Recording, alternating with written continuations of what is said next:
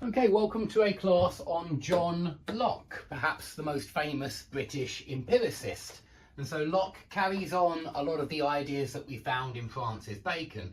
In fact, I think book 3, where he discusses how nothing exists except particulars, individual things, and we come to general laws by observing particular things, is obviously very close to the induction process that Francis Bacon spoke about.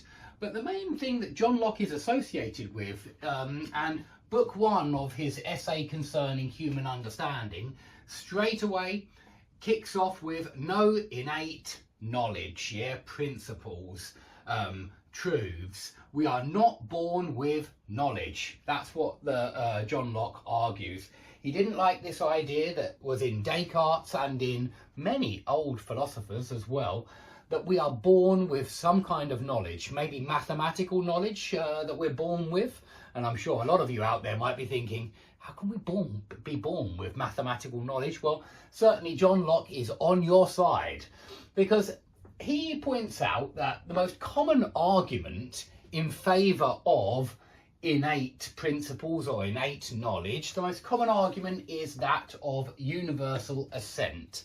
And what he means is people argue that, rationalists argue that mathematical laws, for example, geometric laws, everybody agrees to them.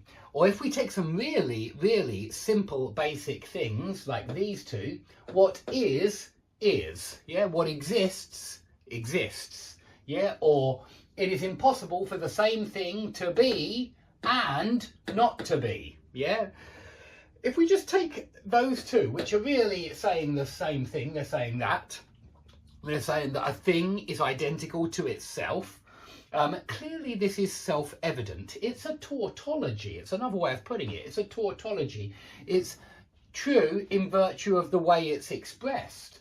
And very often rationalists, for example, Cartesians, people who followed Descartes, they argued that everybody agrees that these are true, and it's because these are innate in some kind of way. We are born with these ideas inside us, in some kind of way. And that's why we use the word innate, meaning inborn, that we're born with these ideas already, with these mathematical ideas.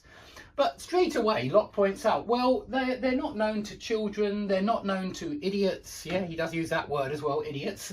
And so these self-evident truths which everybody assents to, well, that's not actually true. It's not true that everybody assents to them. And so this argument, and Locke agrees that if everybody did assent to them, then that would be good evidence that they were innate. But the fact that they don't, the fact that there are little children that certainly don't think, yes, a thing is identical to itself, and even if you proposed it to them, they might not understand what you mean, when you say a thing is identical to itself. And so these self-evident truths, that there are 180 degrees in a triangle,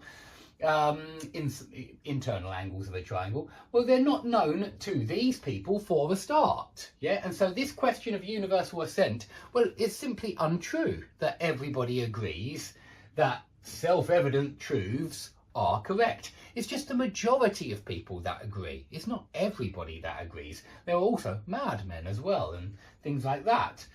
And so he argues if principles are innate, well, then even children will know them. Even children will be able to show you all of these self-evident mathematical axioms.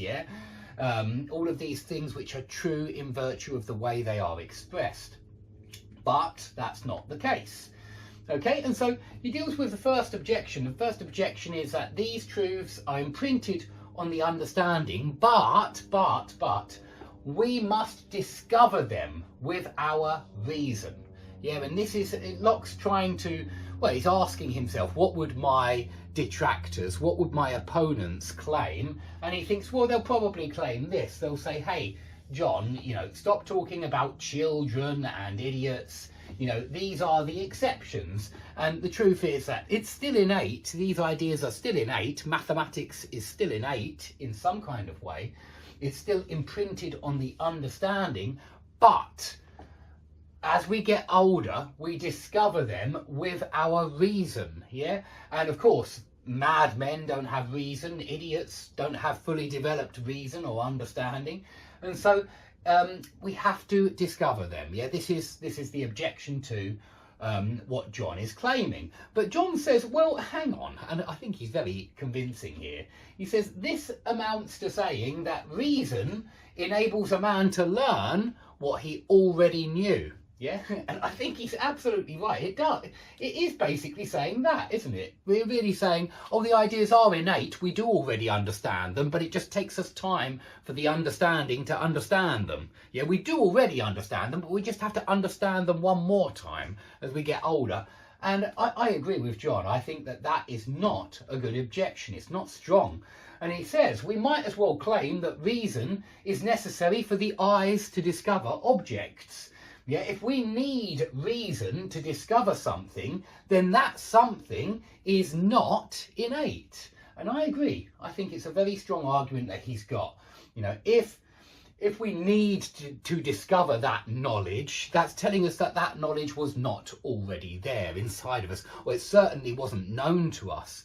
You know, sometimes people might talk about implicit and explicit, which is perhaps the next objection, yeah, that these truths are innate and universally assented to, as soon as they are proposed and understood. So similar to this objection, really. I do think it's very, very similar.